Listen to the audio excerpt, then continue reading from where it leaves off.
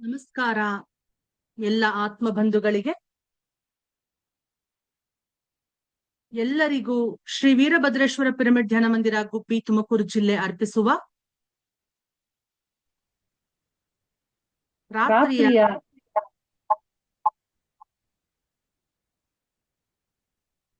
ಧ್ಯಾನ ಕಾರ್ಯಕ್ರಮಕ್ಕೆ ಸ್ವಾಗತ ಸುಸ್ವಾಗತ ಮಾಸ್ಟರ್ಸ್.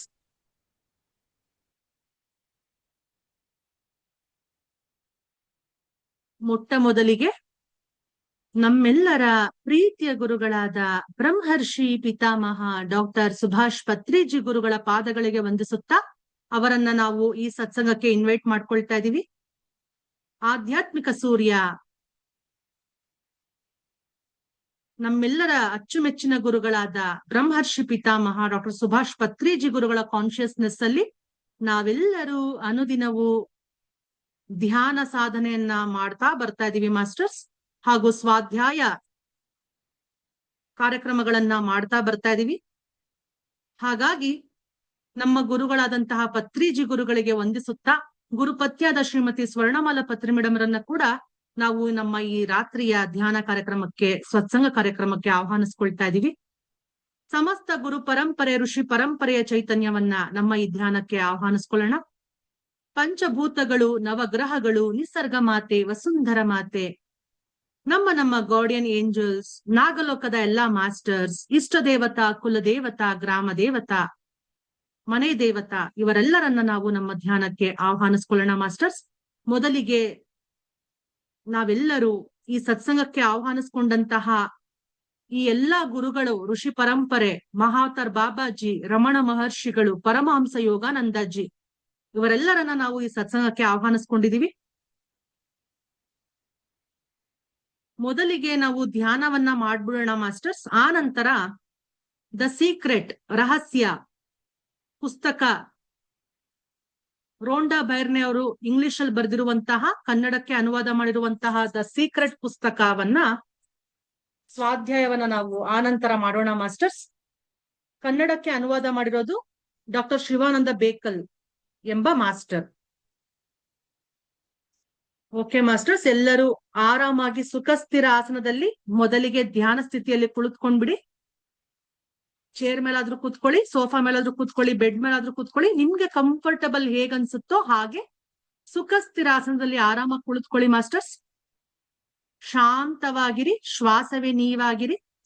ಎರಡು ಕೈಗಳನ್ನ ಒಂದಕ್ಕೊಂದು ಜೋಡಿಸ್ಕೊಳ್ಳಿ, ಎರಡು ಕಾಲುಗಳನ್ನ ಕ್ರಾಸ್ ಮಾಡ್ಕೊಳ್ಳಿ, ಎರಡು ಕಣ್ಣುಗಳನ್ನ ಮೃದುವಾಗಿ ಮುಚ್ಚಿ just focus on your natural, normal, easy, tender, soft breath. ಪ್ರಕೃತಿ ಸಹಜವಾಗಿ ನಡೆಯುತ್ತಿರುವ, ಒಳ ಬರುತ್ತಿರುವ ಉಸಿರು, ಹೊರ ಹೋಗುತ್ತಿರುವ ಉಸಿರಾಟದ ಮೇಲೆ ಗಮನ ಮಾಸ್ಟರ್ಸ್.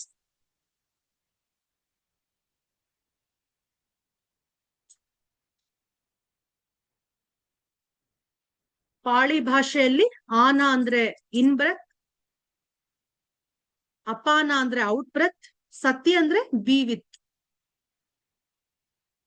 ಆನ ಎಂದರೆ ಉಚ್ಛ್ವಾಸ, ಅಪಾನ ಎಂದರೆ ನಿಶ್ವಾಸ, ಸತಿ ಎಂದರೆ ಉಚ್ಛ್ವಾಸ ನಿಶ್ವಾಸದ ಜೊತೆ ಕೂಡಿರುವುದು. ಇದೇ ಆನಾಪಾನ ಸತಿ ಧ್ಯಾನ.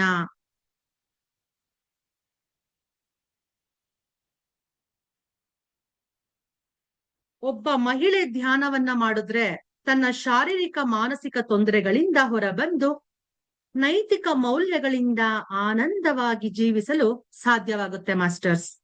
ಆಧ್ಯಾತ್ಮಿಕ ಮೌಲ್ಯಗಳಿಂದ ಕೂಡಿರುವ ಸಮಾಜದಿಂದಲೇ ವಸುದೈವ ಕುಟುಂಬ ನಿರ್ಮಾಣ ಸಾಧ್ಯ.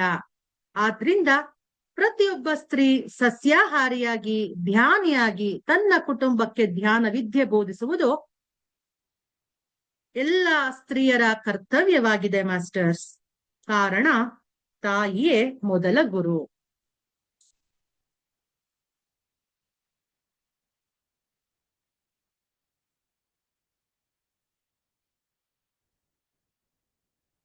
Be with your breath is your guru masters. ನಿಮ್ಮ ಶ್ವಾಸವೇ ನಿಮ್ಮ ಗುರು. ಶ್ವಾಸ ಗುರುವಿನೊಂದಿಗೆ ಅನುಸಂಧಾನವಾಗಿರಿ ಮಾಸ್ಟರ್ಸ್. ಸುಮಧುರ ಸಂಗೀತವನ್ನ ಆಲಿಸುತ್ತಾ ಎಲ್ಲರೂ ಧ್ಯಾನಾಸಕ್ತರಾಗೋಣ.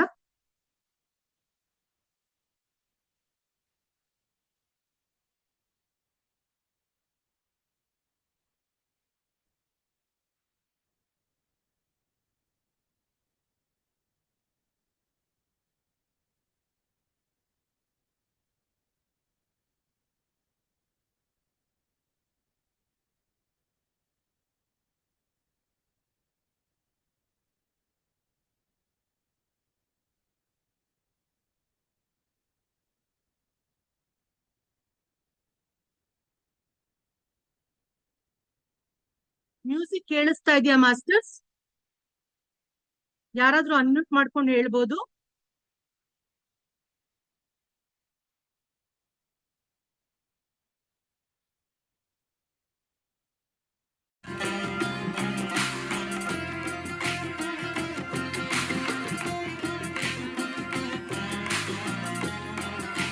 ಕೇಳಿಸ್ತಾ ಇದೆ ಎಲ್ಲಾರ್ಗು ಅನ್ಕೋತೀನಿ. ಕೇಳಿಸ್ತಾ ಇದೆ madam. Okay okay, continue the meditation masters. ಯಾರು ಕಣ್ಣುಗಳನ್ನ ತೆರೀಬಾರ್ದು. 2 ಕೈಗಳನ್ನ ಒಂದಕ್ಕೊಂದು ಜೋಡಿಸ್ಕೊಂಡಿದ್ದೀರಾ. 2 ಕಾಲುಗಳನ್ನ ಕ್ರಾಸ್ ಮಾಡ್ಕೊಂಡಿದ್ದೀರಾ. ಕಣ್ಣುಗಳೆರಡನ್ನ ಮೃದುವಾಗಿ ಮುಚ್ಚಿದ್ದೀರಾ. ಪಿರಮಿಡ್ ಎನರ್ಜಿ ಕೆಳಗೆ ಕುಳಿತುಕೊಂಡಿದ್ದೀರಾ. ಪಿರಮಿಡ್ ಹೆಡ್ ಕ್ಯಾಪ್ ಇರೋರು ಪಿರಮಿಡ್ ಹೆಡ್ ಕ್ಯಾಪ್ ಧರಿಸ್ಕೊಂಡು ಕೂತ್ಕೊಂಡಿದ್ದೀರಾ. ಕೆಲವರು ಪಿರಮಿಡ್ ಒಳಗಡೆ ಕುಳಿತುಕೊಂಡಿದ್ದೀರಾ. ಸಾಧ್ಯವಾದಷ್ಟು ಪಿರಮಿಡ್ ಎನರ್ಜಿಯನ್ನ ಧ್ಯಾನಕ್ಕೆ ಬಳಸ್ಕೊಳ್ಳಿ ಮಾಸ್ಟರ್ಸ್. ಇದರಿಂದ 3 ಪಟ್ಟು ಅಧಿಕವಾಗಿ ವಿಶ್ವಮಯ ಪ್ರಾಣ ಶಕ್ತಿಯನ್ನ ನಾವೆಲ್ಲರೂ ಪಡ್ಕೊಳ್ಬಹುದಾಗಿದೆ.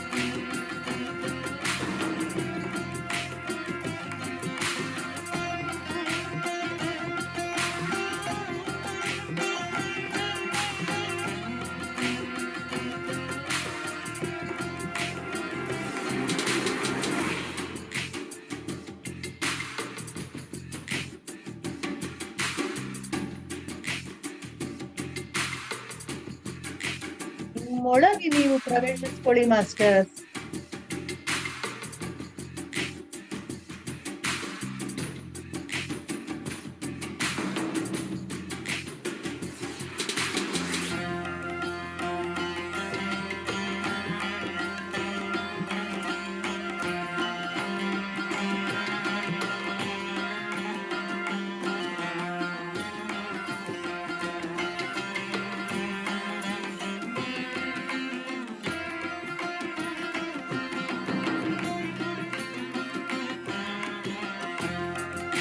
ಒಳಗಣ್ಣಿಗೆ ಬಣ್ಣಗಳು ಕಂಡರೆ ಅದನ್ನೇ ಗಮನಿಸಿ.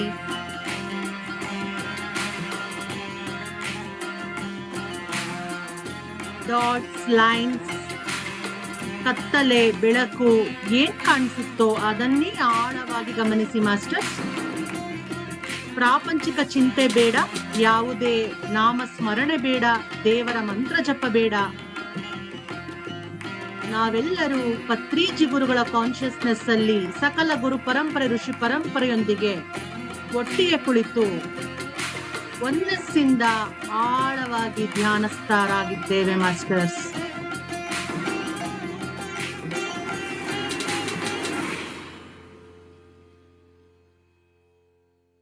ತಲೆಯಲ್ಲಿ ಯಾವುದೇ ಆಲೋಚನೆ ಬಂದ್ರು ಕೂಡ ಅದನ್ನ ನಿರ್ಲಕ್ಷಿಸಿ ಮತ್ತೆ ನಿಮ್ಮ ಗಮನವನ್ನ ಶ್ವಾಸ ಗುರುವಿನ ಕಡೆ ಇರಿಸಿ. ಆಲೋಚನೆ ಏನು ಬರ್ತಾ ಇಲ್ಲ ಅಂದ ಪಕ್ಷದಲ್ಲಿ ನಿಮ್ಮ ಒಳಗಣ್ಣಿಗೆ ಏನ್ ಕಾಣಿಸ್ತಾ ಇದೆಯೋ ಅದನ್ನ ಗಮನಿಸ್ತಾ ಇರಿ ಮಾಸ್ಟರ್ಸ್. ಅಷ್ಟೇ, ಸುಮ್ಮನೆ ಕೂತ್ಕೊಳ್ಳಿ, ಮಗುವಿನ ತರ ಕುಳಿತುಕೊಳ್ಳಿ. ಯಾವುದೇ ಚಿಂತೆ ಬೇಡ, ಕೇವಲ ನೀವು ನಿಮ್ಮ ಶ್ವಾಸ ಗುರು. ನಾನು ಈ ಶರೀರವಲ್ಲ, ಆತ್ಮ ಪದಾರ್ಥವೇ ನಾನು ಎಂಬ ಅರಿವಿನಲ್ಲಿ ಎಲ್ಲರೂ ಆಳವಾಗಿ ಧ್ಯಾನಸ್ಥರಾಗಿದ್ದೇವೆ.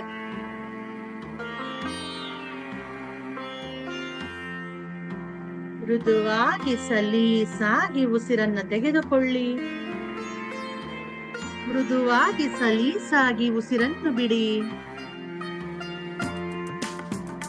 ನಿಮ್ಮ ಉಸಿರು ಲಯಬದ್ಧತೆಯಾದ ಶಾಂತತೆಯಾಗಿರಲಿ.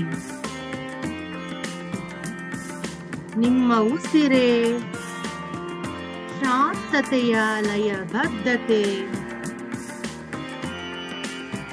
ನಿಮ್ಮ ಉಸಿರನ್ನೇ ಅನುಸರಿಸಿ ಮಾಸ್ಟರ್ಸ್.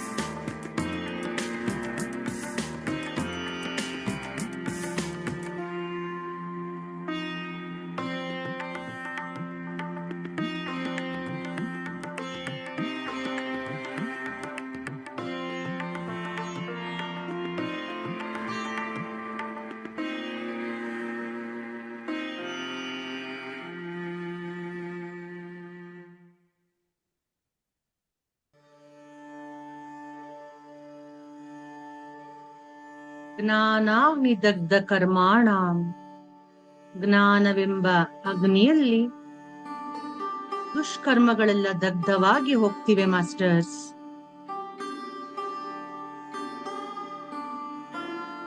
ಪ್ರತಿಯೊಂದು ಶ್ವಾಸವನ್ನ ಗಮನಿಸ್ತಾ ಕ್ರಮೇಣ ಬುದ್ಧಿ ಸಿತಗೊಳ್ತಾ ಇದೆ. ಯಾವಾಗ ಬುದ್ಧಿ ಸಿತಗೊಳ್ಳುತ್ತೋ ಆಗ ಅಪಾರವಾದ ವಿಶ್ವಮಯ ಪ್ರಾಣ ಶಕ್ತಿ ನಿತ್ಯ ಬ್ರಹ್ಮರಂಧ್ರದೊಳಗಿಂದ ಇಡೀ ಶರೀರದಲ್ಲಿ ಪ್ರವಹಿಸ್ತಾ 2,72,000 ನರನಾಡಿ ಮಂಡಲಗಳ ಶುದ್ಧೀಕರಣ ಪ್ರೋಸೆಸ್ ನಡೀತಾ ಇದೆ ಮಾಸ್ಟರ್ಸ್. ಎಲ್ಲಾ ಪಿರಮಿಡ್ ಶಕ್ತಿಗಳನ್ನ, ಎಲ್ಲಾ ಕ್ರಿಸ್ಟಲ್ಸ್ ಶಕ್ತಿಗಳನ್ನ, ಎಲ್ಲಾ ಕ್ರಾಪ್ ಸರ್ಕಲ್ಸ್ ಶಕ್ತಿಗಳನ್ನ ನಾವು ಆಹ್ವಾನಿಸ್ಕೊಂಡಿದೀವಿ.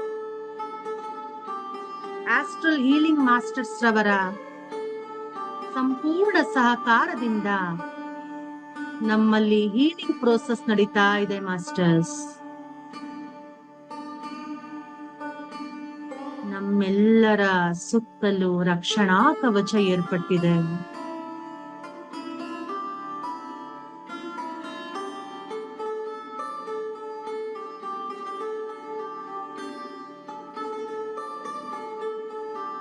ಧ್ಯಾನವೆಂದರೆ ಪೂಜೆ ಅಲ್ಲ, ಯಾವುದೇ ಸ್ತೋತ್ರ ಪಠಣೆ ಅಲ್ಲ, ಮಂತ್ರ ಪಾರಾಯಣ ಅಲ್ಲ. ಧ್ಯಾನವೆಂದರೆ ಶ್ವಾಸದ ಮೇಲೆ ಗಮನ. Be with your breath and ignore all your thoughts.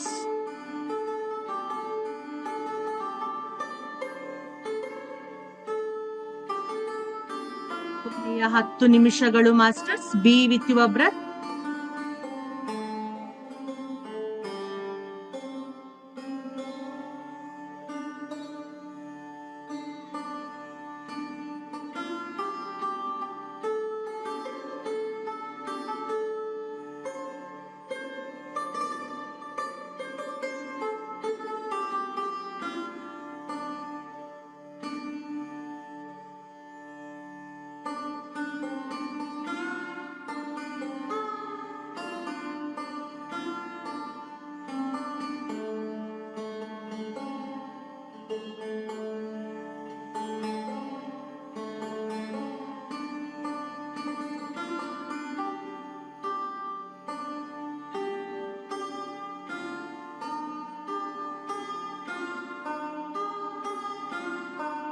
Three grand happenings while we do meditation. The first one is when we are with the normal and natural flow of the breath, the mind becomes rather empty. Second one is when the mind is rather empty, a huge amount of cosmic energy gets flooded into the physical body, masters. Third grand happening is when sufficient amount of cosmic energy enters the physical body, the result is a reasonable amount of activation of the third eye.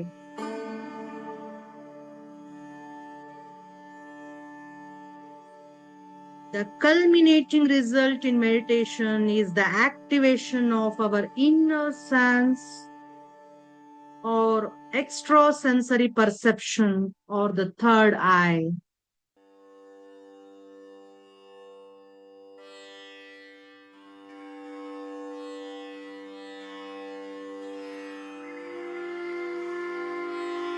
Be with your breath, masters.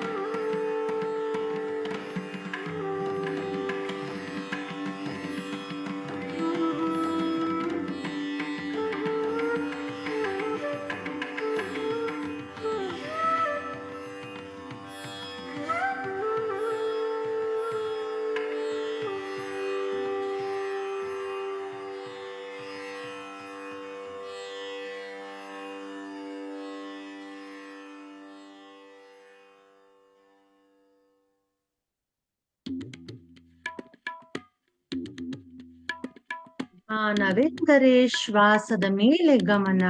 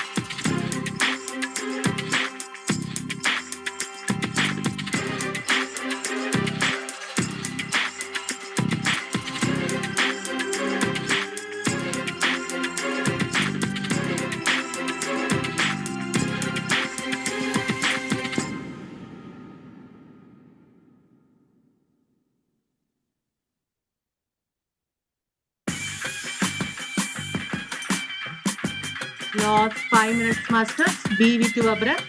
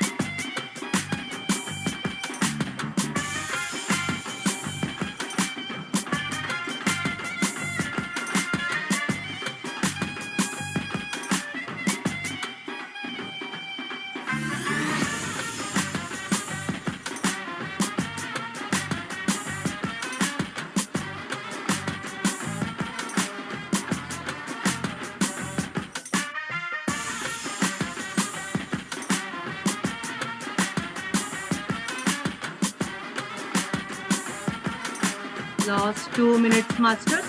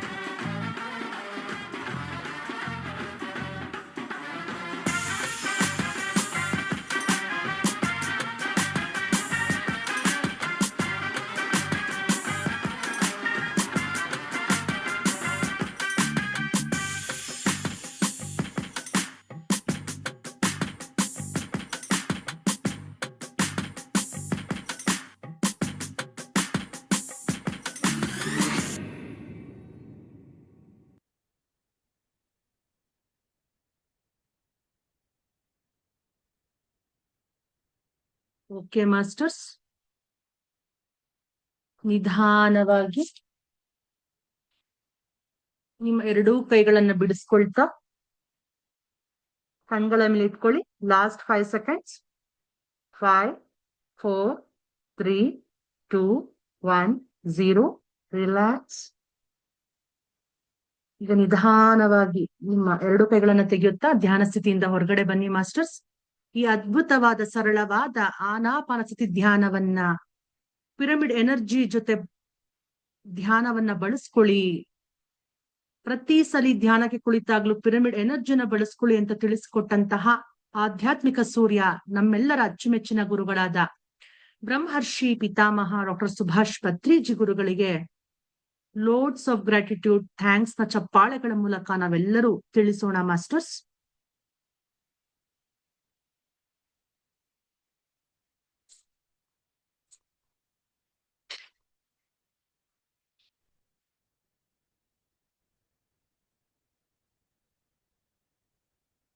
Okay masters, ಈಗ the secret ರಹಸ್ಯ ಪುಸ್ತಕ ಸ್ವಾಧ್ಯಾಯವನ್ನ ನಾವು ಮುಂದುವರಿಸೋಣ.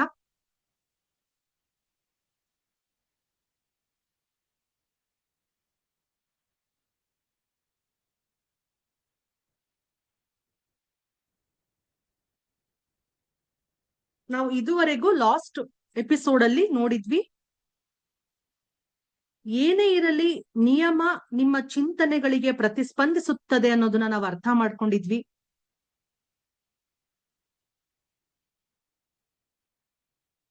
ಇವತ್ತು ಸಮಾನ ವಿಷಯವನ್ನೇ ಆಕರ್ಷಿಸುತ್ತದೆ ಎಂಬ ವಿಷಯದ ಬಗ್ಗೆ ನಾವು ಕಂಟಿನ್ಯೂ ಮಾಡ್ತಾ ಹೋಗೋಣ. ದ ಸೀಕ್ರೆಟ್ ರಹಸ್ಯ ಪುಸ್ತಕ ಬರೆದಿರೋದು ರೋಂಡಾ ಬೈರ್ನೆ, ಅದನ್ನ ಕನ್ನಡಕ್ಕೆ ಅನುವಾದ ಮಾಡಿರೋದು ಡಾಕ್ಟರ್ ಶಿವಾನಂದ ಬೇಕಲ್. ಜಾನ್ ಅಶಾರಫ್, ಆಕರ್ಷಣೆ ನಿಯಮದ ಮೇಲೆ ನನಗೆ ನಂಬಿಕೆಯ ಸುಲಭ ಮಾರ್ಗವೆಂದರೆ ನಾನು ಸ್ವತಃ ಅಯಸ್ಕಾಂತೀಯ ಎಂದು ಭಾವಿಸುತ್ತೇನೆ. ಮಾತ್ರವಲ್ಲ, ಬೇರೆ ಅಯಸ್ಕಾಂತೀಯಗಳು ನನ್ನೆಡೆಗೆ ಆಕರ್ಷಿತವಾಗುತ್ತವೆ. ನೀವು ಬ್ರಹ್ಮಾಂಡದ ಅತ್ಯಂತ ಶಕ್ತಿಶಾಲಿ ಅಯಸ್ಕಾಂತರಿದ್ದೀರಿ. ನಿಮ್ಮಲ್ಲಿ ಎಂತಹ ಅಯಸ್ಕಾಂತೀಯ ಶಕ್ತಿ ಇದೆ ಅಂದ್ರೆ ನೀವು ಬ್ರಹ್ಮಾಂಡದ ಯಾವುದೇ ವಸ್ತುವಿಗಿಂತ ಶಕ್ತಿಶಾಲಿ ಅಯಸ್ಕಾಂತರಿದ್ದೀರಿ ಮತ್ತು ಈ ಮಹತ್ತರ ಕಾಂತೀಯ ಶಕ್ತಿ ನಿಮ್ಮ ಯೋಚನೆಗಳಿಂದ ಪ್ರೇರಿತವಾಗಿದೆ ಅಂತ ತಿಳಿಸ್ತಾ ಇದ್ದಾರೆ. ಬಾಬ್ ಡಾಯಲ್ ಅವ್ರು ಹೇಳ್ತಾರೆ, ಲೇಖಕರು ಮತ್ತು ಆಕರ್ಷಣೆ ನಿಯಮದ ವಿಶೇಷ ತಜ್ಞರು ಬಾಬ್ ಡಾಯಲ್ ಅವರು ಹೇಳ್ತಾರೆ, ಮೂಲಭೂತವಾಗಿ ಆಕರ್ಷಣೆಯ ನಿಯಮ ಏನು ಹೇಳುತ್ತದೆ ಅಂದರೆ ಸಮಾನ ವಿಷಯಗಳು ಸಮಾನ ವಿಷಯಗಳನ್ನೇ ಆಕರ್ಷಿಸುತ್ತವೆ. ತಾತ್ಪರ್ಯವೆಂದರೆ ನಾವು ಯೋಚನೆಗಳ ಸಮಾನ ಸ್ತರದಲ್ಲಿ ಮಾತನಾಡುತ್ತಿದ್ದೇವೆ. ಆಕರ್ಷಣೆಯ ನಿಯಮ ಹೇಳುವುದೆಂದರೆ ಸಮಾನ ವಿಷಯಗಳು ಸಮಾನ ವಿಷಯಗಳನ್ನೇ ಸೆಳೆಯುತ್ತವೆ. ಇದರ ಅರ್ಥವೆಂದರೆ ನೀವು ಯಾವುದಾದರೂ ಯೋಚನೆಯನ್ನ ಮಾಡಬೇಕಾದ್ರೆ ಅದೇ ಬಗೆಯ ಇತರ ವಿಷಯಗಳನ್ನು ನಿಮ್ಮೆಡೆಗೆ ಆಕರ್ಷಿಸ್ತೀರಾ. ನಿಮ್ಮ ಬದುಕಿನಲ್ಲಿ ಈ ಆಕರ್ಷಣ ನಿಯಮದ ಸಂದರ್ಭದಲ್ಲಿ ಇಂಥ ಅನುಭವವನ್ನ ನೀವು ಹೊಂದಿರಲಿಕ್ಕೆ ಸಾಕು. ನೀವು ಎಂದಾದರೂ ಏನೋ ವಿಷಯದ ಬಗ್ಗೆ ಯೋಚಿಸ್ತಾ ಇದ್ದೀರಿ, ಆ ವಿಷಯ ನಿಮಗೆ ಸಮಾಧಾನ ಕೊಡುವಂತದ್ದಲ್ಲ ಅಂತ ಅನ್ಕೊಳ್ಳಿ. ಆ ವಿಷಯದ ಬಗ್ಗೆ ನೀವು ಹೆಚ್ಚು ಹೆಚ್ಚು ಯೋಚಿಸಿದಂತೆ ಅದು ಹೆಚ್ಚು ಹೆಚ್ಚು ಕೆಡುಕಾಗತೊಡಗುತ್ತೆ. ಇದು ಯಾಕೆ ಅಂತಂದ್ರೆ ಯಾವಾಗ ನೀವು ಒಂದು ವಿಷಯದ ಬಗ್ಗೆ ಯೋಚನೆ ಮಾಡ್ತೀರಾ, ಅದೇ ವೇಳೆ ಆಕರ್ಷಣೆ ನಿಯಮ ನಿಮಗೆ ಅದೇ ವಿಷಯಕ್ಕೆ ಸಂಬಂಧಿಸಿದ ಇನ್ನಿತರ ವಿಷಯಗಳನ್ನ ಜೋಡಿಸಲು ತೊಡಗುತ್ತೆ. ಕ್ಷಣಾರ್ಧದಲ್ಲಿ ನಿಮ್ಮ ಮನಸ್ಸಿನಲ್ಲಿ ಎಷ್ಟೊಂದು ದುರಿತಗಳು ತುಂಬಿಕೊಳ್ತವೆ ಅಂತಂದ್ರೆ ಮೊದಲಿನ ಸ್ಥಿತಿಗಿಂತ ನೀವು ಬಹಳಷ್ಟು ಕೆಡುಕನ್ನ ಅನುಭವಿಸತೊಡಗ್ತೀರಾ. ನೀವು ಆ ಕುರಿತು ಎಷ್ಟೆಷ್ಟು ಯೋಚಿಸ್ತೀರಾ ಅಷ್ಟೆಷ್ಟು ದುಃಖಿತರಾಗ್ತಾ ಇರ್ತೀರಾ. ಸಮಾನ ವಿಷಯಗಳ ಆಕರ್ಷಣೆಯ ಸಂಬಂಧ ನಿಮಗೆ ಈ ಕೆಳಗೆ ನಮೂದಿಸಿದ ಅನುಭವ ಕೂಡ ಆಗಿರಲಿಕ್ಕೆ ಸಾಕು. ಯಾವುದೋ ಹಾಡನ್ನ ಕೇಳಿದ ಮೇಲೆ ಅದನ್ನ ನೀವು ನಿಮ್ಮ ಮನಸ್ಸಿನಿಂದ ಹೊರಹಾಕಲು ಸಾಧ್ಯವಾಗದೇ ಇದ್ದಿರಬಹುದು.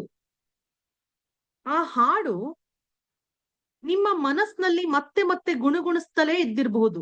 ನೀವು ಆ ಹಾಡನ್ನ ಕೇಳುವ ವೇಳೆ ನೀವು ಅದನ್ನ ಪೂರ್ತಿ ಶ್ರದ್ಧೆಯಿಂದ ಕೇಳಿದ್ದಿರ್ಬೋದು. ಇದು ನಿಮಗೆ ತಿಳಿಯದೇ ಇದ್ದಿರ್ಬೋದು. ನೀವು ಆ ಹಾಡಿನ ವಿಷಯಕ್ಕೆ ಸಮಾನವಾದ ಇತರ ಯೋಚನೆಗಳನ್ನ ಸಶಕ್ತ ರೀತಿಯಲ್ಲಿ ಆಕರ್ಷಿಸಿದ್ದಿರ್ಬೇಕು. ಹೀಗಾಗಿ ಆಕರ್ಷಣೆಯ ನಿಯಮ ಶಕ್ತಿಯುತವಾಗಿ ಆಕರ್ಷಣೆಗೊಂಡಿರ್ಬೇಕು ಮತ್ತು ಅದು ಆ ಹಾಡಿನ ಯೋಚನೆಯ ಜನತೆ ಸೇರಿಕೊಂಡು, ಅಂದ್ರೆ ಆ ಹಾಡಿನ ಯೋಚನೆ ಜೊತೆಗೆ ಅದು ಸೇರ್ಕೊಂಡು ನಿಮ್ಮತ್ತ ಆಕರ್ಷಣೆಗೊಂಡಿರ್ಬೇಕು ಅಂತ ತಿಳಿಸ್ತಾ ಇದ್ದಾರೆ. ಜಾನ್ ಅಶಾರಫ್ ಅವ್ರು ಹೇಳ್ತಾರೆ,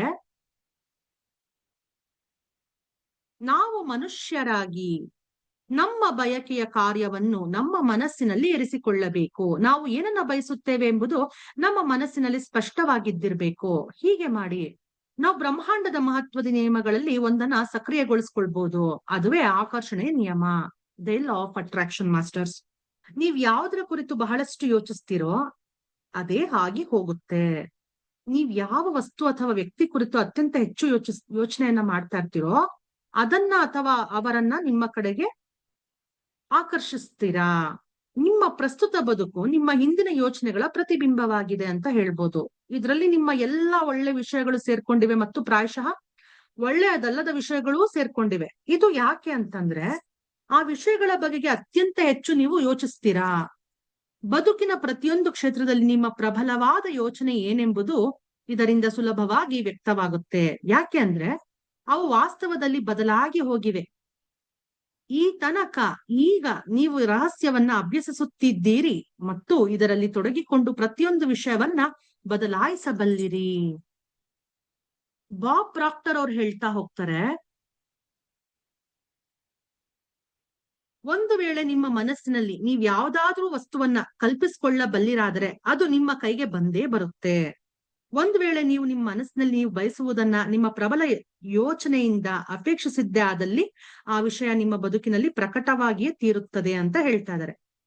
ಮೈಕ್ ಡೂಲಿ, ಲೇಖಕ ಮತ್ತು ಅಂತಾರಾಷ್ಟ್ರೀಯ ವಕ್ತಾರ, ಅವ್ರು ಹೇಳ್ತಾರೆ, ಈ ಸಿದ್ಧಾಂತವನ್ನು ಸಂಕ್ಷೇಪದಲ್ಲಿ 3 ಸರಳ ಶಬ್ದಗಳಲ್ಲಿ ನಿರೂಪಿಸಲು ಸಾಧ್ಯವಿದೆ. ಯೋಚನೆ ವಸ್ತುವಾಗಿ ಸಾಕಾರಗೊಳ್ಳುತ್ತದೆ.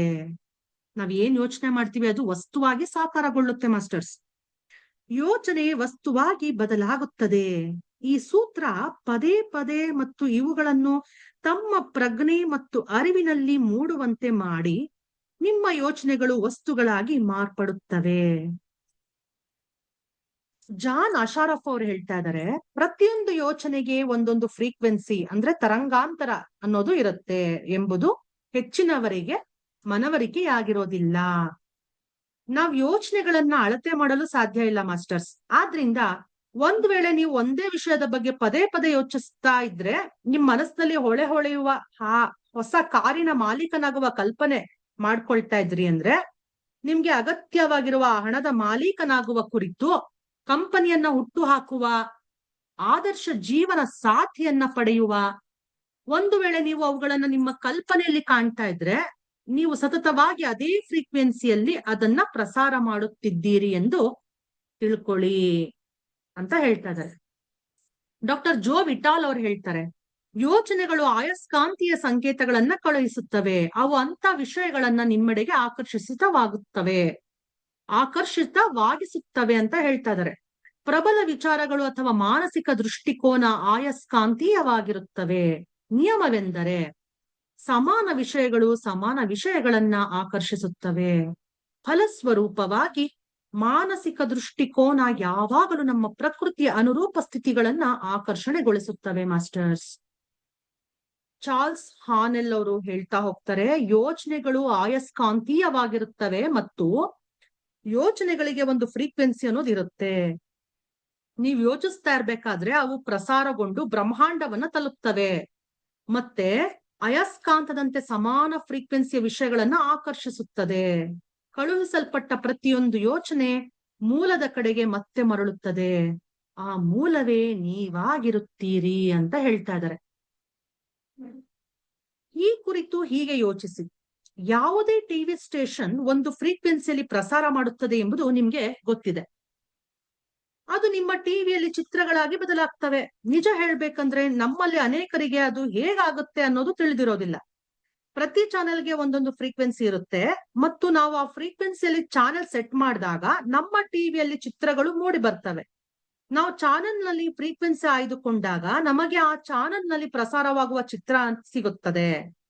ನಮ್ಮ ಟಿವಿಯಲ್ಲಿ ಬೇರೆ ಕಾರ್ಯಕ್ರಮ ನೋಡಬೇಕಿದ್ದಲ್ಲಿ ಚಾನೆಲ್ ಬದಲಾಯಿಸ್ತೀವಿ. ಮಾತ್ರವಲ್ಲ, ಅದನ್ನ ಹೊಸ ಫ್ರೀಕ್ವೆನ್ಸಿಗೆ ನಾವು ಸೆಟ್ ಮಾಡಿರ್ತೀವಿ. ನೀವೊಂದು ಮಾನವ ಟ್ರಾನ್ಸ್ಮಿಷನ್ ಟವರ್ ನಂತೆ ಕೆಲಸ ಮಾಡುತ್ತಿದ್ದು, ಭೂಮಿಯ ಮೇಲಿರುವ ಯಾವುದೇ ಟೆಲಿವಿಷನ್ ಟವರ್ಗಿಂತ ಅತ್ಯಂತ ಶಕ್ತಿಶಾಲಿ ಟವರ್ ಆಗಿರುತ್ತೀರಿ ಮಾಸ್ಟರ್ಸ್. ನೀವು ಬ್ರಹ್ಮಾಂಡದ ಅತ್ಯಂತ ಶಕ್ತಿಶಾಲಿ ಟವರ್ ಆಗಿದ್ದೀರಿ. ನಿಮ್ಮ ಟ್ರಾನ್ಸ್ಮಿಷನ್ ನಿಮ್ಮ ಜೀವನ ಹಾಗೂ ಅದು ಜಗತ್ತನ್ನು ನಿರ್ಮಿಸುತ್ತದೆ. ನಿಮ್ಮಿಂದ ಪ್ರಸಾರವಾದ ಫ್ರೀಕ್ವೆನ್ಸಿ ನಗರಗಳಲ್ಲಿ, ದೇಶಗಳಲ್ಲಿ, ಸಮಸ್ತ ವಿಶ್ವದ ಗಡಿಗಳನ್ನ ತಲುಪಿರುತ್ತವೆ. ಅದು ಪೂರ್ತಿ ಬ್ರಹ್ಮಾಂಡದಲ್ಲಿ ಪ್ರತಿಧ್ವನಿಸುತ್ತಿರುತ್ತದೆ ಮತ್ತು ಆ ಫ್ರೀಕ್ವೆನ್ಸಿಯಲ್ಲಿ ನೀವು ನಿಮ್ಮದೇ ಯೋಚನೆಗಳನ್ನ ಪ್ರಸಾರ ಮಾಡುತ್ತಾ ಇರುತ್ತೀರಿ ಮಾಸ್ಟರ್ಸ್. ನಿಮ್ಮ ಯೋಚನೆಗಳ ಪ್ರಸಾರದಿಂದ ನಿಮ್ಗೇನು ಚಿತ್ರಗಳು ಲಭ್ಯವಾಗುತ್ತವೋ ಅವು ನಿಮ್ಮ ಲಿವಿಂಗ್ ರೂಮ್ನ ಟೆಲಿವಿಷನ್ ಸ್ಕ್ರೀನ್ ನಲ್ಲಿ ಸಿಗಲಾರವು. ಆ ಚಿತ್ರಗಳು ನಿಮ್ಮ ಬದುಕಿನಲ್ಲಿ ಕಾಣಬರುತ್ತವೆ. ನಿಮ್ಮ ಯೋಚನೆಗಳು ಫ್ರೀಕ್ವೆನ್ಸಿಯನ್ನು ಸೆಟ್ ಮಾಡುತ್ತವೆ. ಆ ಫ್ರೀಕ್ವೆನ್ಸಿಯಲ್ಲಿರುವ ಸಮಾನ ವಿಷಯಗಳನ್ನು ಆಕರ್ಷಿಸುತ್ತದೆ ಮತ್ತು ನಿಮ್ಮ ಯೋಚನೆಗಳೊಂದಿಗೆ ಬದುಕಿನ ಚಿತ್ರಗಳಾಗಿ ನಿಮ್ಮೆಡೆಗೆ ಪ್ರಸಾರ ಮಾಡುತ್ತದೆ. ಒಂದು ವೇಳೆ ನೀವು ನಿಮ್ಮ ಬದುಕಿನ ಯಾವುದಾದರೊಂದು ವಿಷಯವನ್ನ ಬದಲಿಸಬೇಕೆಂದಿದ್ದಲ್ಲಿ ನಿಮ್ಮ ಯೋಚನೆಯನ್ನ ಬದಲಾಯಿಸಿ. ಚಾನಲ್ ಮತ್ತು ಫ್ರೀಕ್ವೆನ್ಸಿಯನ್ನ ಬದಲಾಯಿಸಬೇಕು. ಮಾನಸಿಕ ಶಕ್ತಿಯಿಂದ ಉಂಟಾಗುವ ಕಂಪನ ಬ್ರಹ್ಮಾಂಡದಲ್ಲಿ ಅತ್ಯಂತ ಸರ್ವಶ್ರೇಷ್ಠವೂ ಶಕ್ತಿಶಾಲಿಯೂ ಆಗಿರುತ್ತದೆ. ಚಾರ್ಲ್ಸ್ ಹಾನೆಲ್ ಅವರು ಇಷ್ಟೆಲ್ಲ ಹೇಳ್ತಾರೆ ಮಾಸ್ಟರ್ಸ್. ಮಾನಸಿಕ ಶಕ್ತಿಯಿಂದ ಉಂಟಾಗುವಂತಹ ಕಂಪನ ಅನ್ನೋದೇನಿದೆ, ಆ ವೈಬ್ರೇಷನ್ ಏನಿದೆ, ಅದು ಆ ಯೂನಿವರ್ಸ್ ನಲ್ಲಿ, ಬ್ರಹ್ಮಾಂಡದಲ್ಲಿ ಅತ್ಯಂತ ಸರ್ವಶ್ರೇಷ್ಠವೂ ಶಕ್ತಿಶಾಲಿಯೂ ಆಗಿರುತ್ತದೆ. ನಾವ್ ಯಾವ ರೀತಿ ಆಲೋಚನೆ ಮಾಡ್ತೀವಿ ಅದೇ ರೀತಿ ಸಮಾನ ವಿಷಯಗಳನ್ನ ನಮ್ಮ ಕಡೆಗೆ ನಾವು ಆಕರ್ಷಣೆ ಮಾಡ್ಕೊಳ್ತೀವಿ ಮಾಸ್ಟರ್ಸ್. ಇದನ್ನ ನಾವು ಅರ್ಥ ಮಾಡ್ಕೊಳ್ಬೇಕು. ನಾವ್ ಯಾವ ರೀತಿ ಯೋಚನೆ ಮಾಡ್ತಾ ಇರ್ತೀವಿ, ನಮ್ ಯೋಚನೆ ಫ್ರೀಕ್ವೆನ್ಸಿನ ನಾವು ಸೆಟ್ ಮಾಡ್ತಾ ಇರ್ತೀವಿ. ಅಲ್ಲಿ ಆ ಫ್ರೀಕ್ವೆನ್ಸಿಲಿ ಸಮಾನ ವಿಷಯಗಳನ್ನ ನಾವು ಅಟ್ರಾಕ್ಟ್ ಮಾಡುತ್ತೆ. ನಾವ್ ಯಾವ ರೀತಿ ಯೋಚನೆ ಮಾಡ್ತಿದೀವೋ ಅದೇ ಫ್ರೀಕ್ವೆನ್ಸಿಯ ಸಿಚುಯೇಷನ್ ನ ನಮ್ಮ ಜೀವನದಲ್ಲಿ ನಾವು ಕಾಣ್ತಾ ಹೋಗ್ತೀವಿ ಮಾಸ್ಟರ್ಸ್. ಇದು ನಾವ್ ಅರ್ಥ ಮಾಡ್ಕೊಳ್ಬೇಕು. ನಾವ್ ಏನಾದ್ರೂ ವಿಷಯವನ್ನ ಬದಲಾಯಿಸ್ಕೊಳ್ಬೇಕಪ್ಪ ನಮ್ ಜೀವನದಲ್ಲಿ ಅಂತ ಅಂದ್ರೆ ನಾವೇನ್ ಮಾಡ್ಬೇಕು, ನಮ್ಮ ಯೋಚನೆಯನ್ನ ಬದಲಾಯಿಸಿ ಚಾನೆಲ್ ಮತ್ತೆ ಫ್ರೀಕ್ವೆನ್ಸಿಯನ್ನ ಬದಲಾಯಿಸ್ಬೇಕು. ಅಂದ್ರೆ ನಮ್ಮ ಥಾಟ್ ಪವರ್ ಅನ್ನೋದು ಎಷ್ಟು ಶಕ್ತಿಶಾಲಿ ಅನ್ನೋದು ನಿಮ್ಗೆ ಅರ್ಥ ಆಯ್ತು ಈಗ ಮಾಸ್ಟರ್ಸ್ ಅಲ್ವಾ? ನಮ್ಮ ಆಲೋಚನಾ ಶಕ್ತಿ ಅನ್ನೋದು ಬಹಳ ಬಹಳ ಪವರ್ಫುಲ್. ಬೆಳಗ್ಗೆ ಎದ್ದು ನಾವು ಮಿರರ್ ಮುಂದೆ ನಿಂತ್ಕೊಂಡು I am beautiful, I am gorgeous, I am the powerful soul ಅಂತ ಹೇಳ್ಕೊಳ್ತಾ ಬಂದ್ರೆ I can do it, I can achieve anything what I want. ನಾವ್ ಅದನ್ನ ಹೇಳ್ಕೊಳ್ತಾ ಇದ್ರೆ ಖಂಡಿತ ಅದು ಸಾಕಾರಗೊಳ್ಳುತ್ತೆ ಮಾಸ್ಟರ್ಸ್. ನಮ್ಮ ಸಬ್ ಕಾನ್ಶಿಯಸ್ ಮೈಂಡಿಗೆ ಅದು ತಗೊಳ್ತಾ ಹೋಗುತ್ತೆ. ನಮ್ಮ ಸಬ್ ಕಾನ್ಶಿಯಸ್ ಮೈಂಡ್ ನಾವು ಬೆಳಗ್ಗೆ ಎದ್ದು ಮಿರರ್ ಮುಂದೆ ನಿಂತ್ಕೊಂಡು ನಮ್ ಕಣ್ಣಲ್ಲಿ ಕಣ್ಣಿಟ್ಟು ನಾವು ಪಾಸಿಟಿವ್ ಅಫರ್ಮೇಶನ್ಸ್ ಹೇಳ್ಕೊಂಡ್ರೆ ಖಂಡಿತ ನಮ್ಮ ಸಬ್ ಕಾನ್ಶಿಯಸ್ ಮೈಂಡ್ ಅದನ್ನ ತಗೊಂಡು ನಮ್ಮ ಜೀವನದಲ್ಲಿ ಅದು ನಡೆಯೋ ಹಾಗೆ ಮಾಡುತ್ತೆ. ಅದಕ್ಕೆ ಯಾವಾಗ್ಲೂ ಹೇಳೋದು, ಕನ್ನಡಿ ಮುಂದೆ ನಿಂತ್ಕೊಂಡು ಕೆಟ್ಟದ್ ಮಾತಾಡ್ಬಾರ್ದು, ಒಳ್ಳೇದೇ ಮಾತಾಡ್ಬೇಕು, ಪಾಸಿಟಿವ್ ಆಗೇ ಮಾತಾಡ್ತಾ ಇರ್ಬೇಕು. ನೀವು ತಮಾಷೆಯಾಗಿ ಕೂಡ ನಿಮ್ಮ ಬಗ್ಗೆ ನೀವು ಕೆಟ್ಟದಾಗ ಮಾತಾಡ್ಕೊಳ್ಬಾರ್ದು ಮಾಸ್ಟರ್ಸ್, ಯಾವತ್ತೂ ಅಷ್ಟೇ. ಓಕೆನಾ? ಇವತ್ತು ಸಮಾನ ವಿಷಯಗಳು ಸಮಾನ ವಿಷಯಗಳನ್ನೇ ಆಕರ್ಷಣೆ ಮಾಡ್ಕೊಳ್ತವೆ ಅನ್ನೋದ್ರ ಬಗ್ಗೆ ನಾವ್ ಅರ್ಥ ಮಾಡ್ಕೊಂಡ್ವಿ. ಇವತ್ತು ಇಲ್ಲಿಗೆ ಸ್ಟಾಪ್ ಮಾಡಿರೋಣ, ಸಮಯ ಆಗ್ತಾ ಇದೆ ಮಾಸ್ಟರ್ಸ್. ಯಾರ್ಯಾರು ಯೂಟ್ಯೂಬ್ ನಲ್ಲಿ ಜಾಯ್ನ್ ಆಗಿದ್ರಿ, ಝೂಮ್ ನಲ್ಲಿ ಜಾಯ್ನ್ ಆಗಿದ್ರಿ, ನಿಮ್ಮೆಲ್ಲರಿಗೂ ಕೂಡ ಅನಂತ ಕೋಟಿ ವಂದನೆಗಳನ್ನ ಸಮರ್ಪಿಸ್ತಾ, ಈ ರಾತ್ರಿಯ ಸತ್ಸಂಗಕ್ಕೆ ಯಾರ್ಯಾರು ಭಾಗವಹಿಸಿದ್ರಿ ನಿಮ್ಮೆಲ್ಲರಿಗೂ ಕೂಡ ಅನಂತ ಕೋಟಿ ವಂದನೆಗಳು. ನಾನು Nikhita, signing off. Shri Veerabhadreshwara pyramid Dhyana Mandira, Gubbi, Tumakuru ಜಿಲ್ಲೆ. Thank you, thank you, thank you so much masters. ಮತ್ತೆ ಮುಂದಿನ ಸಂಚಿಕೆಯಲ್ಲಿ ಭೇಟಿಯಾಗೋಣ. ಎಲ್ಲರಿಗೂ ಧನ್ಯವಾದಗಳು ಮತ್ತೆ ನಮಸ್ಕಾರಗಳು ಮಾಸ್ಟರ್ಸ್. ಎಲ್ಲರಿಗೂ ಶುಭರಾತ್ರಿ.